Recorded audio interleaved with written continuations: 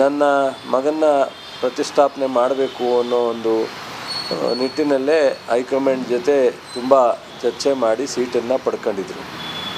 ಈ ಯೋಗೇಶ್ವರು ಏನು ಹಲವಾರು ಅವರು ವೈಯಕ್ತಿಕ ನಿರ್ಧಾರಗಳಿಂದ ರಾಜಕೀಯವಾಗಿ ಅನೇಕ ಹಿನ್ನಡೆಯನ್ನು ನೋಡಿದ್ದಾರೆ. ಬಹುಶಃ ಕುಮಾರಸ್ವಾಮಿಯವ್ರನ್ನ ದೂರದಿಂದನೇ ನೋಡ್ತಿದ್ರು, ಇಲ್ಲ ನಾನು ಹತ್ತಿರದಿಂದ ನೋಡಬೇಕು ಅನ್ನೋ ಒಂದು ಕಾರಣದಿಂದ ಲೋಕಸಭಾ ಚುನಾವಣೆಯಲ್ಲಿ ಅವ್ರ ಜೊತೆ ಸೇರಿಕೊಂಡು ಕೊಯ್ಲೇಷನ್ ಮಾಡ್ಕೊಂಡು ಡಾಕ್ಟ್ರನ್ನ ಗೆಲ್ಲಿಸೋದಕ್ಕೆ ಹೋರಾಟ ಮಾಡಿ ಕೊನೆಗೆ ಸೀಟ್ ಪಡೆಯೋದ್ರಲ್ಲಿ ವಿಫಲ ಆದರು. ಬಿ ಜೆ ಪಿಯವ್ರನ್ನ ಇದು ನನ್ನ ಸೀಟು, ನಾನು ಖಾಲಿ ಮಾಡಿದಂಥ ಸೀಟು ಅನ್ನೋ ಒಂದು ಫಂಡಮೆಂಟಲ್ ರೈಟ್ಸ್ ಅನ್ನೋ ರೀತಿಯಲ್ಲೇ ಕುಮಾರಸ್ವಾಮಿಯವರು ನನ್ನ ಮಗನಿಗೆ ಕೊಡಬೇಕು ಅಂತೇಳಿ ಕೊಟ್ಟರು. ಇವತ್ತು ಗೆಲುವು ಕನ್ನಡಿಗರ ಗೆಲುವು, ಸ್ವಾಭಿಮಾನದ ಗೆಲುವು ಅಂತೀನಿ. ಮತ್ತು ಈ ಏನು ಸಿದ್ದರಾಮಯ್ಯನವ್ರನ್ನ ಡಿ ಕೆ ಅವ್ರನ್ನ ಕಾಂಗ್ರೆಸ್ ಸರ್ಕಾರನ ಕಿತ್ತೊಗಿತೀನಿ ಅಂತ ಹೇಳಿದ್ರು, ಗರ್ವ ಮುರಿತೀನಿ ಅಂತ ಹೇಳಿದ್ರು. ಸಿದ್ದರಾಮಯ್ಯನವ್ರಿಗೆ ಡಿ ಕೆ ಅವ್ರಿಗೆ ಹಲವಾರು ಕೆಟ್ಟ ಶಬ್ದಗಳನ್ನ ಉಪಯೋಗಿಸಿದ್ರು. ಇದಕ್ಕೆಲ್ಲ ಬಹುಶಃ ಈ 3 ಕ್ಷೇತ್ರದ ಜನ ಉತ್ತರ ಕೊಟ್ಟಿದ್ದಾರೆ. ಮೂಡ ಕೇಸ್ ಇರ್ಬೋದು, ಅಥವಾ ಬೇರೆ ಬೇರೆ ಬೆಳಗ್ಗೆ ಎದ್ದರೆ ಕೇಂದ್ರ ಸರ್ಕಾರದಿಂದ ಅನೇಕ ಅನ್ಯಾಯ ಆಗ್ತಿದ್ರೂ ರಾಜ್ಯದ ನಮ್ಮ ಸರ್ಕಾರದ ಮೇಲೆ ಬಿ ಜೆ ಪಿ ಮತ್ತು ಜನತಾದಳದವರು ರಾಜ್ಯದ 3 ಕ್ಷೇತ್ರಗಳಲ್ಲಿ ಕಾಂಗ್ರೆಸ್ ಪಾಳ್ಯ ಕಮಾಲ್ ಮಾಡಿದೆ. ಸಿಪಿ ಯೋಗೇಶ್ವರ್ ಅವರನ್ನ ಗೆಲ್ಲಿಸುವಲ್ಲಿ ಡಿಕೆ ಶಿವಕುಮಾರ್ ಸಕ್ಸಸ್. ರಾಮನಗರವನ್ನ ಹಿಡಿತಕ್ಕೆ ತೆಗೆದುಕೊಂಡಿದ್ದಾರೆ. ಆ ಮೂಲಕ ಡಿಸಿಎಂ ಡಿಕೆ ಶಿವಕುಮಾರ್. ಚನ್ನಪಟ್ಟಣದಲ್ಲಿ ವರ್ಕೌಟ್ ಆಗಿದೆ ಡಿಕೆ ಬ್ರದರ್ಸ್ ತಂತ್ರ. ಯೋಗೇಶ್ವರ್ ಗೆಲ್ಲಿಸುವ ಮೂಲಕ ಎಚ್.ಡಿ. ಕುಮಾರಸ್ವಾಮಿ ಅವರಿಗೆ ಡಿಕೆ ಶಿವಕುಮಾರ್ ಟಕ್ಕರ್ ಕೊಟ್ಟಿದ್ದಾರೆ. ಆ ಮೂಲಕ ಕುಮಾರಸ್ವಾಮಿ ವಿರುದ್ಧ ಸೇಡು ತೀರಿಸಿಕೊಂಡಿದ್ದಾರೆ ಡಿಸಿಎಂ ಡಿಕೆ ಶಿವಕುಮಾರ್. ಚನ್ನಪಟ್ಟಣ ಬಹಳ ಪ್ರತಿಷ್ಠೆಯಾಗಿದ್ದು ಡಿಕೆ ಬ್ರದರ್ಸ್ಗೆ. ದಿನಾಂಕ ಘೋಷಣೆ ಆಗ್ತಾ ಇದ್ದಂತೆ ನಾನೇ ಅಭ್ಯರ್ಥಿ ಅಂತ ಹೇಳ್ಕೊಂಡ್ಬಿಟ್ಟಿದ್ರು ಡಿಕೆ ಶಿವಕುಮಾರ್. ಅಷ್ಟರ ಮಟ್ಟಿಗೆ ಪ್ರತಿಷ್ಠೆಯಾಗಿ ತೆಗೆದುಕೊಂಡಿದ್ರು. ನಂತರದಲ್ಲಿ ಯಾರು ಅಭ್ಯರ್ಥಿ ಆಗ್ತಾರೆ ಅಂದಾಗ ಸಿಪಿ ಯೋಗೇಶ್ವರ್ ಅವರು ತತ್ಕ್ಷಣಕ್ಕೆ ಬಿಜೆಪಿ ಬಿಟ್ಟು ಕಾಂಗ್ರೆಸ್ ಸೇರ್ಪಡೆಯಾದ್ರು. ಆಬ್ವಿಯಸ್ಲಿ ಅವ್ರನ್ನ ಗೆಲ್ಲಿಸ್ಕೊಂಡು ಬರಲೇಬೇಕು ಅಂತ ಪಣ ತೊಟ್ಟಿರುವಂತಹ ಡಿಕೆ ಬ್ರದರ್ಸ್ ಈಗ ಯಶಸ್ವಿಯಾಗಿದ್ದಾರೆ. ಈಗ ಮತ್ತೊಂದು ಅಪ್ಡೇಟ್ ಲಭ್ಯವಾಗ್ತಾ ಇದೆ. ದಳಪತಿಗಳ ಕೋಟೆ ಛಿದ್ರ ಮಾಡಿಬಿಟ್ಟಿದ್ದಾರೆ ಡಿಕೆ ಬ್ರದರ್ಸ್. ರಾಮನಗರದ 4 ಕ್ಷೇತ್ರಕ್ಕೆ 4 ಕ್ಷೇತ್ರವೂ ಕೂಡ ಕ್ಲೀನ್ ಸ್ವೀಪ್. ರಾಮನಗರ, ಮಾಗಡಿ, ಕನಕಪುರ, ಚನ್ನಪಟ್ಟಣ ಈಗ ಕಾಂಗ್ರೆಸ್ ತೆಕ್ಕೆಗೆ. ಎಚ್.ಡಿ. ಕುಮಾರಸ್ವಾಮಿ ಅವರ ಭದ್ರಕೋಟೆ ಈಗ ಡಿಕೆ ಬ್ರದರ್ಸ್ ವಶದಲ್ಲಿ. ದಳಪತಿಗಳ ಕೋಟೆಯನ್ನ ಛಿದ್ರ ಮಾಡುವಲ್ಲೂ ಕೂಡ ಡಿಕೆ ಬ್ರದರ್ಸ್ ಸಕ್ಸಸ್ ಆಗಿದ್ದಾರೆ. ರಾಮನಗರದಲ್ಲಿ 4 ವಿಧಾನಸಭಾ ಕ್ಷೇತ್ರಗಳು, 4 ವಿಧಾನಸಭಾ ಕ್ಷೇತ್ರಗಳ ಪೈಕಿ ಈಗ 4 ಕಾಂಗ್ರೆಸ್ ತೆಕ್ಕೆಗೆ ಜಾರಿದೆ.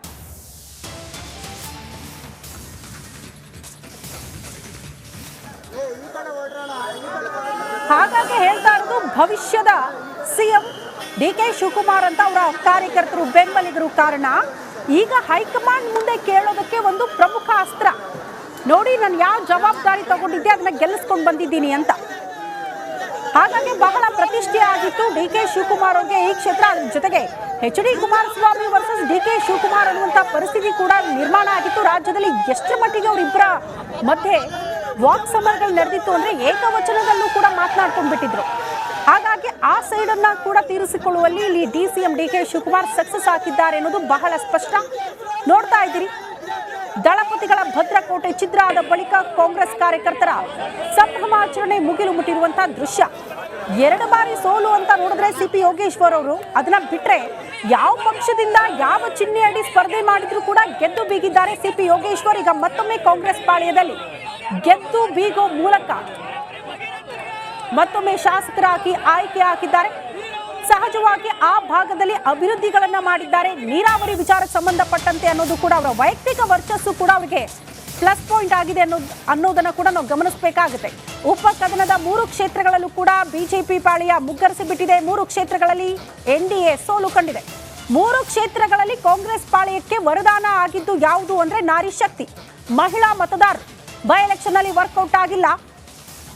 ಬಿಜೆಪಿ ಪಾಳ್ಯದ ಪ್ಲಾನ್ ಬದಲಾಗಿ ಕಾಂಗ್ರೆಸ್ ಪಾಳೆಯಕ್ಕೆ ನಾರಿ ಶಕ್ತಿನೇ ಅತಿ ದೊಡ್ಡ ಶಕ್ತಿಯಾಗಿ ನಿಂತ್ಕೊಂಡಿದೆ ಅನ್ನೋದು ಗಮನಿಸಬೇಕು. ಪಂಚ ಗ್ಯಾರಂಟಿಗಳು ವರದಾನ ಆಗಿದೆ ಕಾಂಗ್ರೆಸ್ ಪಾಳೆಯಕ್ಕೆ. ಸಹಜವಾಗಿ ನಾವು ಗಮನಿಸಿದ್ರೆ ಮಹಿಳಾ ಮತದಾರರ ಸಂಖ್ಯೆ ಜಾಸ್ತಿ ಆಗಿರುತ್ತೆ. ಅವರೆಲ್ಲರೂ ಕೂಡ ಈಗ ಕಾಂಗ್ರೆಸ್ ಪಾಳೆಯಕ್ಕೆ ಜೈ ಎಂದಿದ್ದಾರೆ. ಹಾಗಾಗಿ 3 ಕ್ಷೇತ್ರಗಳನ್ನು ವಶಪಡಿಸಿಕೊಳ್ಳುವಲ್ಲಿ ಮಹಿಳಾ ಮತದಾರರು ಒಂದು ಮಟ್ಟಿಗೆ ಶಕ್ತಿ ಕಾಂಗ್ರೆಸ್ ಪಾಳೆಯಕ್ಕೆ ಅನ್ನುವಂತಹ ವಿಚಾರಗಳೆಲ್ಲ ಮುನ್ನೆಲೆಗೆ ಬರ್ತಾ ಇದೆ, ನಿಮಗೆಲ್ಲ ಗೊತ್ತು.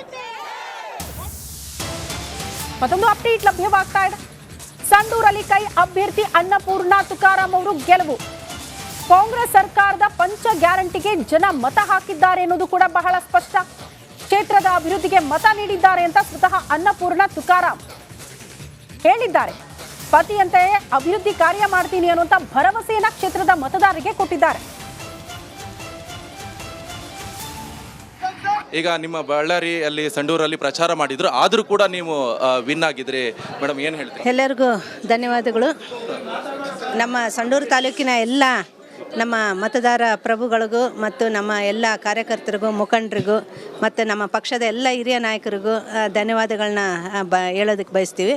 ಇವತ್ತು ನಮ್ಮ ತಾಲೂಕಿನ ಏನು ನಮ್ಮ ಎಲ್ಲ ಜನತೆ ಮತ್ತೊಮ್ಮೆ ಕಾಂಗ್ರೆಸ್ನ ಒಂದು ಭದ್ರಕೋಟೆ ಅಂತೇಳಿ ನಮ್ಮ ಸಂಡೂರು ತಾಲೂಕಿತ್ತು, ಅದನ್ನು ಇನ್ನೊಂದು ಸಲ ಬಲಗೊಳಿಸ್ತಕ್ಕಂಥ ಕೆಲಸವನ್ನು ಎಲ್ಲರೂ ಒಗ್ಗಟ್ಟಾಗಿ ಮಾಡಿದ್ದಾರೆ. ಈ ಮೂಲಕ ಅವ್ರಿಗೆಲ್ಲರಿಗೂ ಧನ್ಯವಾದಗಳನ್ನ, ಅವರ ಮನಸ್ಸನ್ನು ಗೆಲ್ಲೋ ಪ್ರಯತ್ನ ಮಾಡ್ತೀವಿ. ಹಾಗೆಯೇ ತಾಲೂಕಿನ ಸರ್ವಾಂಗೀಣ ಅಭಿವೃದ್ಧಿಗೆ ನಾವು ಇನ್ನು ಇಬ್ಬರು ಗಂಡ ಹೆಂಡತಿ ಸೇರಿ ಹೆಚ್ಚಿನ ಮಟ್ಟದಲ್ಲಿ ಒಂದು ತಾಲೂಕಿನ ಸರ್ವಾಂಗೀಣ ಅಭಿವೃದ್ಧಿಗೆ ಇಬ್ಬರು ದುಡಿತೀವಿ ಅಂತಕ್ಕಂಥ ಮಾತು ನಾನು ಇವತ್ತು ಹೇಳ್ತೀನಿ. ಈಗ BJP ಅಭ್ಯರ್ಥಿ ಅವರು ಹೇಳಿದ್ದಾರೆ, ಯಾರು ಬಂಗಾರು ಹನುಮಂತ್ ಅವರು ಹೇಳ್ತಾ ಇರುವಂಥದ್ದು, ಇದು ಧರ್ಮದ ಗೆಲುವಲ್ಲ, ಅಧರ್ಮದ ಗೆಲುವು, ಹಣದ ಹೊಳೆ ಹರಿಸಿದ್ದಾರೆ ಅನ್ನೋವಂಥ ಆರೋಪ ಮಾಡ್ತಿದ್ರು. ಇದು ಸಂಡೂರು ಕ್ಷೇತ್ರ ಅಂದರೆ ಇಲ್ಲಿ ಕುಮಾರಸ್ವಾಮಿ ಆದಿದೇವತೆ ಕುಮಾರಸ್ವಾಮಿ ಕ್ಷೇತ್ರ. ಇದು ಇಲ್ಲಿ ಯಾವಾಗಲೂ ಧರ್ಮನೇ ಗೆಲ್ಲೋದು. ಅಲ್ಲೇ ಧರ್ಮ ಬಿಟ್ಟು ಬೇರೆ ಇಲ್ಲಿ ಆಡಳಿತ ಮಾಡೋದಕ್ಕೆ ಆ ಸ್ವಾಮಿ ಅವಕಾಶ ಮಾಡಿಕೊಡೋದಿಲ್ಲ. ಆ ನಿಟ್ಟಿನಲ್ಲಿ ಇವತ್ತು ನಮಗೆ ಧರ್ಮದ ರೀತಿಯಿಂದ ನಮಗೆ ಗೆಲುವು ಸಿಕ್ಕಿರ್ತಕ್ಕಂಥದ್ದು. ಅವರಿಗೆ ಯಾವುದೇ ರೀತಿಯಾದ ಒಂದು ತಮ್ಮ ಸವಾಲನ್ನು ಸ್ವೀಕಾರ ಮಾಡೋದಕ್ಕೆ ಒಂದು ಸರಕು ಬೇಕು. ಅದಕ್ಕೆ ಎಲ್ಲರ ಮೇಲೆ ಈ ಥರ ಆರೋಪಗಳು ಪ್ರಾರಂಭದಲ್ಲಿ ತಾವು ಗಮನಿಸಿರ್ಬೋದು. ಇಲ್ಲಿ ಅಭಿವೃದ್ಧಿ ಕೆಲಸಗಳೇ ಆಗಿಲ್ಲ, ಇಲ್ಲಿ ಶೂನ್ಯವಾಗಿದೆ ಅಭಿವೃದ್ಧಿ ಕೆಲಸ ಅಂತಕ್ಕಂಥದ್ದು. ಇವತ್ತು ಅಭಿವೃದ್ಧಿ ಕೆಲಸ ಆಗಿಲ್ಲ ಅಂದರೆ ಇವತ್ತು ಮತದಾರ ಮತ್ತೊಮ್ಮೆ ನಮಗೆ ಆಶೀರ್ವಾದ ಮಾಡ್ತಾ ಇರಲಿಲ್ಲ. ಕಳೆದ 4 ಬಾರಿನೂ ನಮಗೆ ಆಶೀರ್ವಾದ ಮಾಡಿದ್ದಾರೆ ವಿಧಾನಸಭೆಯಲ್ಲಿ, ಹಾಗೆ ಲೋಕಸಭೆಯಲ್ಲೂ ನಮಗೆ ಆಶೀರ್ವಾದ ಮಾಡಿದ್ದಾರೆ. ಈ ಬೈ ಎಲೆಕ್ಷನಲ್ಲೂ ಕೂಡ ನಮಗೆ ಆಶೀರ್ವಾದ ಮಾಡಿದ್ದಾರೆ. ಅಂದರೆ ಜನರ ಮನಸ್ಸಲ್ಲಿ ನಾವು ಏನು ಮಾಡಿದ್ವಿ, ತಾಲೂಕಿನ ಒಂದು ಅಭಿವೃದ್ಧಿ ಕೆಲಸಗಳು ಏನು ಮಾಡಿದ್ವಿ ಅಂತಕ್ಕಂಥದ್ದು ಇದೆ. ಅದಕ್ಕೆ ನಮಗೆ ಸದಾ ಆಶೀರ್ವಾದ ಮಾಡ್ತಾ ಇದ್ದಾರೆ. ಇನ್ನು ಮುಂದಿನ ದಿನಗಳಲ್ಲಿ ಜನರ ನಿರೀಕ್ಷೆಗೆ ಮೀರಿ ನಾವು ಇನ್ನೂ ಹೆಚ್ಚಿನ ಒಂದು ತಾಲೂಕಿನ ಅಭಿವೃದ್ಧಿಗೆ ಒತ್ತು ಕೊಡ್ತೀವಿ ಅಂತೇಳಿ ಹೇಳಕ್ಕೆ. ಫಸ್ಟ್ ಏನು ಒತ್ತು ಕೊಡ್ತೀರಿ ಮೇಡಮ್ ಅಭಿವೃದ್ಧಿ? ಮೊಟ್ಟ ಮೊದಲನೇದಾಗಿ ನಮ್ಮ ತಾಲೂಕಿನಲ್ಲಿ ಅತ್ಯಂತ ಈಗ ಅವಶ್ಯಕತೆ ಇರೋದು ಒಂದು ಮಲ್ಟಿ ಸ್ಪೆಷಾಲಿಟಿ ಹಾಸ್ಪಿಟ್ಲು. ಆಗಲೇ ನಮ್ಮ ಮಾನ್ಯ ಮುಖ್ಯಮಂತ್ರಿಗಳು ಅದಕ್ಕೆ ಅಡಿಗಲ್ಲು ಹಾಕೋಗಿದ್ದಾರೆ. ಅದನ್ನು ಅತಿ ಶೀಘ್ರದಲ್ಲಿ ಮುಗಿಸಿ ಜನರ ಸೇವೆಗೆ ಅದನ್ನ ಕೊಡ್ತಕ್ಕಂಥದ್ದು. ಹಾಗೆಯೇ ನಮ್ಮ ಸಂಡೂರು ಬಸ್ ಸ್ಟ್ಯಾಂಡ್ ಒಂದು ಮಾಡಬೇಕು. ಹಾಗೆಯೇ ಮಹಿಳೆಯರಿಗೆ ಕೌಶಲಾಭಿವೃದ್ಧಿ ತರಬೇತಿ ಕೇಂದ್ರಗಳನ್ನು, ಹಾಗೆಯೇ ಯುವಕರಿಗೆ ಸ್ಕಿಲ್ ಡೆವಲಪ್ಮೆಂಟ್ ಸೆಂಟ್ರನ್ನ ಅವನ್ನೆಲ್ಲ ಮುಗಿಸಿ ಆದಷ್ಟು ಬೇಗ ಎಲ್ಲ ಈ ಕಾಮಗಾರಿಗಳನ್ನ ಮುಗಿಸಿ ನಮ್ಮ ತಾಲೂಕಿನ ಅಭಿವೃದ್ಧಿಗೆ ಅದನ್ನ ಸೇವೆಗೆ ಅರ್ಪಣೆ ಮಾಡ್ಬೇಕಂತಕ್ಕಂಥದ್ದು. ಈಗ ನಿಮ್ಮ ಪತಿ MP, ನೀವು MLA, ಜನರಿಗೆ ಸಹಾಯ ಮಾಡೋದು ತುಂಬ ಈಸಿ ಆಗುತ್ತೆ. ಹೌದು, ಕೇಂದ್ರದ ಅನುದಾನ ಮತ್ತು ರಾಜ್ಯ ಸರ್ಕಾರದ ಅನುದಾನ ಎರಡೂ ತಗೊಂಡು ಬಂದು ಇನ್ನೂ ತಾಲೂಕಿನ ಅಭಿವೃದ್ಧಿಯನ್ನು ಬೇಗ ಹೆಚ್ಚಾಗುತ್ತೆ ಅಂತೇಳಿ ನಾನು ಈ ಸಂದರ್ಭದಲ್ಲಿ ಹೇಳಕ್ಕೆ ಬಯಸ್ತೀನಿ. ತಾಲೂಕಿನ ಅಭಿವೃದ್ಧಿ ಬೇಗ ಹೆಚ್ಚಾಗುತ್ತೆ ಅಂತೇಳಿ. ಈಗ ಕಾಂಗ್ರೆಸ್ ಭದ್ರಕೋಟೆ ಇಷ್ಟು ಟೈಮಿಂದ ಉಳಿಸ್ಕೊಂಡು ಬಂದಿದ್ರ 20 ವರ್ಷದಿಂದ, ಏನು ಗುಡ್ ಹಿಂದೆ ಉಳಿಸಿದ್ದಾರೆ, ಇವತ್ತು ಉಳಿಸಿದ್ದಾರೆ, ಮುಂದೆ ಕೂಡ ಉಳಿಸ್ತಾರೆ. ಏನು ಸೀಕ್ರೆಟ್ ಏನಂತ ಏನಿಲ್ಲ, ಇದು ಕಾಂಗ್ರೆಸ್ಸಿನ ಸೀಕ್ರೆಟ್ ಏನಿಲ್ಲ. ಅವರ ಒಂದು ಭವಿಷ್ಯವನ್ನು ಅವರು ನಿರ್ಧರಿಸ್ಕೊಂಡು ಇವತ್ತು ಕಾಂಗ್ರೆಸ್ ಪರ ವೋಟ್ ಮಾಡಿದ್ದಾರೆ. ಅಂದ್ರೆ ಸರ್, ಈಗ ಇವರು MLA ಆಗಿ ನೀವು ಅವರಿಗೆ ಅಂದ್ರೆ ಸಪೋರ್ಟ್ ಆಗಿ ಇರ್ತೀರಾ ಸರ್? ಮಾಡ್ತೇವೆಲ್ಲ ಮಾಡ್ತೇವೆಲ್ಲ. ಇವಿಷ್ಟು ರಿಪಬ್ಲಿಕನ್ಗೆ ಎಕ್ಸ್ಕ್ಲೂಸಿವ್ ಆಗಿ ಮಾತನಾಡಿದ್ದಾರೆ. ಈಗ ಇವ್ರು ಹೇಳ್ತಾ ಇರುವಂತದ್ದು ಏನೇ ಅಭಿವೃದ್ಧಿ ಇದ್ರೂ ಕೂಡ ನಮಗೆ ಹೆಲ್ಪ್ ಆಗುತ್ತೆ. ಅವರ ಪತಿ ಅವರು MP ಆಗಿದ್ದಾರೆ, ನಾವು MLA ಆಗಿದ್ದಾರೆ ಅಂತ. ಕ್ಯಾಮ್ರಾ ಪರ್ಸನ್ ಮಧು ಜೊತೆ ನಿಕೇಶ್, ರಿಪಬ್ಲಿಕ್ ಕನ್ನಡ.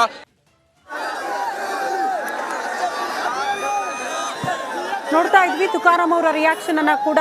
ಹಿಂದೆನೂ ಗೆಲ್ಲಿಸಿದ್ದಾರೆ, ಮುಂದೆನೂ ಗೆಲ್ಲಿಸ್ತಾರೆ ಅನ್ನುವಂತಹ ವಿಶ್ವಾಸ ನಮಗಿದೆ ಅನ್ನುವಂತಹ ವಿಚಾರವನ್ನ ಪ್ರಸ್ತಾಪ ಮಾಡ್ತಾ ಇದ್ರು. ಈಗ ಬಹುತೇಕ 3 ಕ್ಷೇತ್ರಗಳಲ್ಲೂ ಕೂಡ ಕಾಂಗ್ರೆಸ್ ಕಾರ್ಯಕರ್ತರ ಸಂಭ್ರಮಾಚರಣೆ ಮುಗಿಲು ಮುಟ್ಟಿರೋದನ್ನ ನಾವು ಗಮನಿಸ್ತಾ ಇದ್ದೀವಿ. 3:30ಕ್ಕೆ CM ಸಿದ್ದರಾಮಯ್ಯನವರು ಕೂಡ ಪ್ರೆಸ್ ಮೀಟ್ ಮಾಡ್ತಾರೆ. ಅವರು ಯಾವೆಲ್ಲ ವಿಚಾರಗಳನ್ನ ಪ್ರಸ್ತಾಪ ಮಾಡ್ತಾರೆ ಕಾದ್ ನೋಡೋಣ. ಮತ್ತೊಂದು ಅಪ್ಡೇಟ್ ಲಭ್ಯವಾಗ್ತಾ ಇದೆ. ಶಿಗ್ಗಾವಿ ಕ್ಷೇತ್ರದಲ್ಲಿ ಕಾಂಗ್ರೆಸ್ ಹಣ ಹಂಚಿ ಗೆದ್ದಿದೆ.